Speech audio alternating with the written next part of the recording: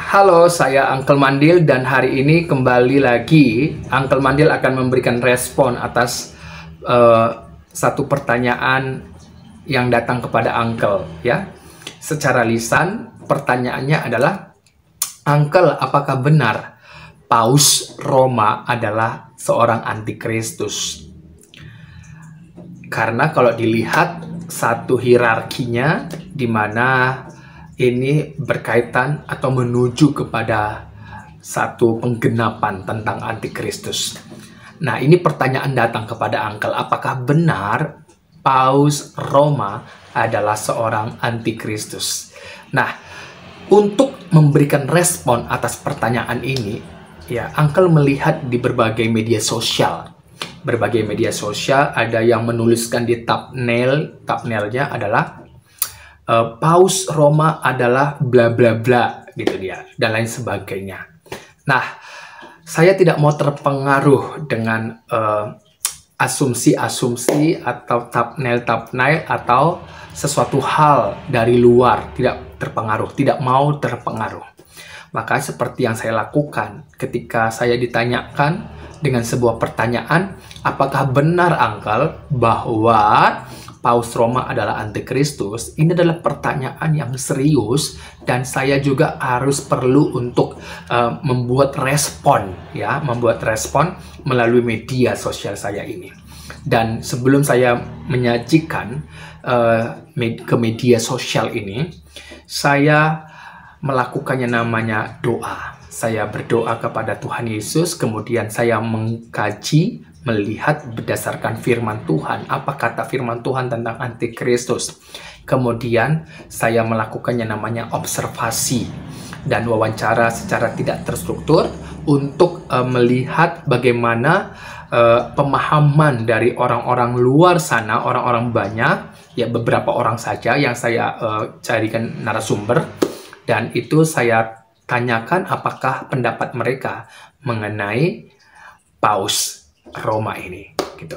Jadi semua setelah saya lakukan, kemudian saya kembali lagi untuk mengkaji ulang, dan saya berdasarkan firman Tuhan yang saya selidiki, dan di situ kita harus memahami dulu ya, apa itu antikristus ya, apa itu antikristus. Di dalam Alkitab yang mencatat tentang antikristus itu ada di dalam 1 Yohanes pasal 2 ayat yang ke-18 ya. 1 Yohanes pasal 2 ayat yang ke-18, di sana dikatakan, anak-anakku, waktu ini adalah waktu yang terakhir, dan seperti yang telah kamu dengar, seorang antikristus akan datang. Sekarang telah bangkit banyak antikristus. Itulah tandanya bahwa waktu ini benar-benar adalah waktu yang terakhir. Nah, di dalam teks bahasa Yunaninya, dalam 1 Yohanes 2 ayat yang ke-18, di sana ada kata antikristus ya. Ada kata antikristus. Antikristus di dalam bahasa Yunaninya dituliskan ho antikristos. Ho antikristos. Apa artinya? Artinya seorang antikristus. Ini adalah bentuk kata benda ya. Kata benda yang singular. Bentuk kata benda yang singular. Nah, berdasarkan dari kata antikristos ya, terdiri dari dua kata. Dua kata yaitu anti yang artinya melawan, menentang, dan beroposisi. Jadi ada tiga arti dari kata anti tadi. Tadi kan bahasa Yunaninya antikristos yang terdiri dari dua kata. Kata pertama adalah anti.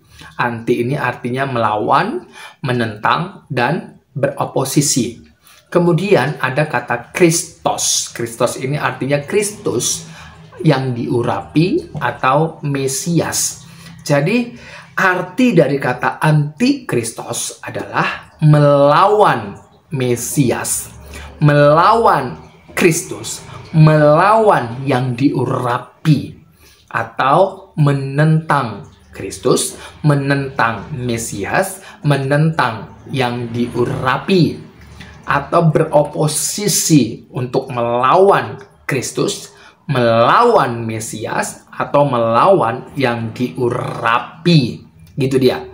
Jadi kalau kita sandingkan, kalau kita lihat ya seperti pertanyaan yang datang kepada Uncle, apakah benar bahwa Paus Roma adalah seorang antikristus? Kita akan melihat, saya tidak mengenal secara pribadi dari Bapak, ya saya panggilnya Bapak Paus Roma. Saya nggak mengenal secara pribadi. Tetapi kalau saya lihat melalui media sosial, ya, bahwa Bapak Paus Roma atau Pastor Paus Roma itu tidak ada yang menunjukkan yang namanya menentang Kristus Yesus.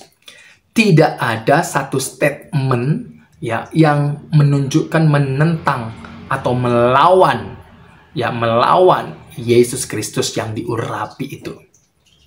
Gak ada. Ya. Kalau saya secara pribadi melihatnya, saya belum menemukan bentuk perlawanan-perlawanan yang menentang dari Bapak Paus Roma ini.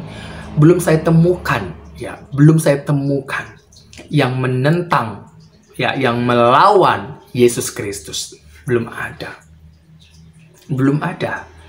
Dan kalau saya lihat bahwa beliau percaya kepada Yesus Kristus, percaya kepada Allah Tritunggal, percaya kepada Yesus Kristus yang dikandung melalui perawan Maria, ya, rahim Maria, ya, yang diberi nama Yesus, yang menyelamatkan umatnya dari dosa mereka. Beliau percaya.